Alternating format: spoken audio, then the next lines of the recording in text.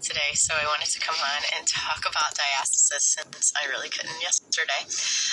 But this is a topic that is very near and dear to my heart because I had a really big separation after my triplets were born, and I thought I knew what to do, and I totally didn't. And that experience has inspired me to change my career path and to start this business, and that is a big part of why I am on here all the time telling you my story and sharing what I've learned about pelvic floors. But let's talk about a diastasis test specifically. So when you are checking for the space between your abs, one way to check is to look for the width, for how many fingers fill that space between the vertical rectus abdominis that go up and down. And again, if you need any more information on this, please check out this link. There's way more detail in this blog article that I put together. It's free. So the width, or how many fingers you can stick into that space between the abs, basically tells us how far apart one of those vertical muscles is on the left from the other vertical muscle on the right.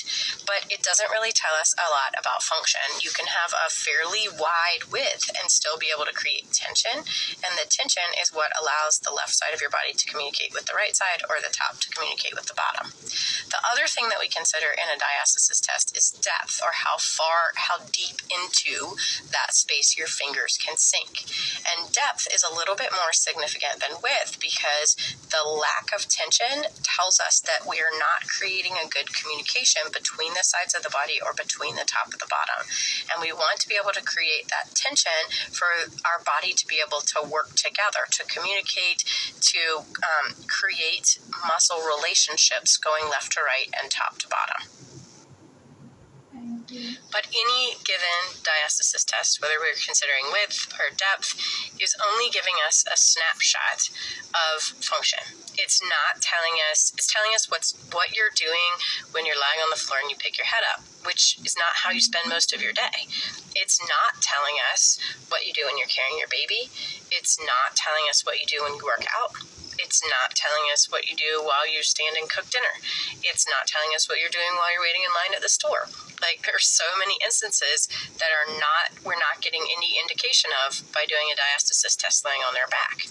So what you want to use the test for is to feel what it feels like in your body, to practice coordinating your breath and seeing if you can give a different result in your test, to practice putting your rib cage or your pelvis in a different position and seeing if you can get a different result in your test. So use the test for feedback, and then you're going to apply that in others. So the test can be a worthwhile tool to teach yourself what conscious efforts in you create the result that you want. But then, rather than repeatedly testing yourself on the floor and making yourself frustrated that you're not finding the change that you want, take the actions that you learn, get a different result in you, and apply those in other situations. Apply those to your workouts. Apply those to your daily activities. I, for a long time, only worked out with my hand on my belly so that I could tell how my body was responding and whether or not I was cheating or whether I was loading in the way that I intended. And I legit couldn't tell if my hand wasn't on my belly. The connections were not there between my brain and my body, and I needed my hand to tell me. And then after a while, I didn't need my hand anymore in my daily activities or in exercises that were familiar to me. But even now, when I add new exercises,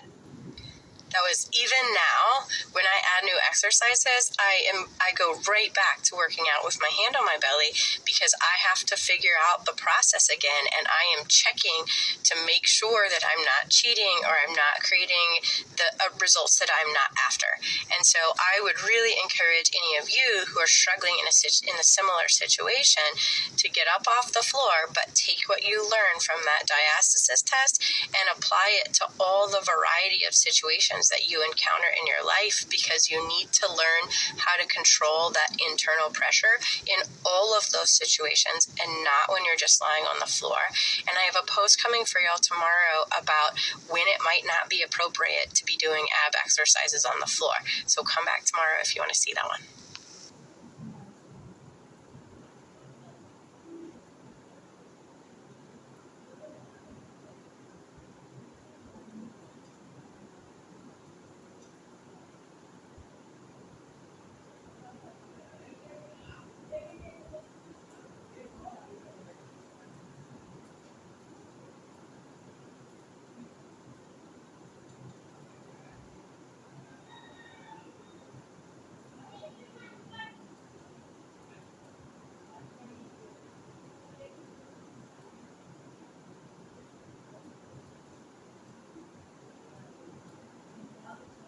Next project I've been tasked is filling in all these holes. It looks great from afar, but when you're up really close, it's like, oh, goodness. I'm a little sore from all of the wood stacking yesterday. I did some stretches. Definitely going to be doing some more mobility work later on.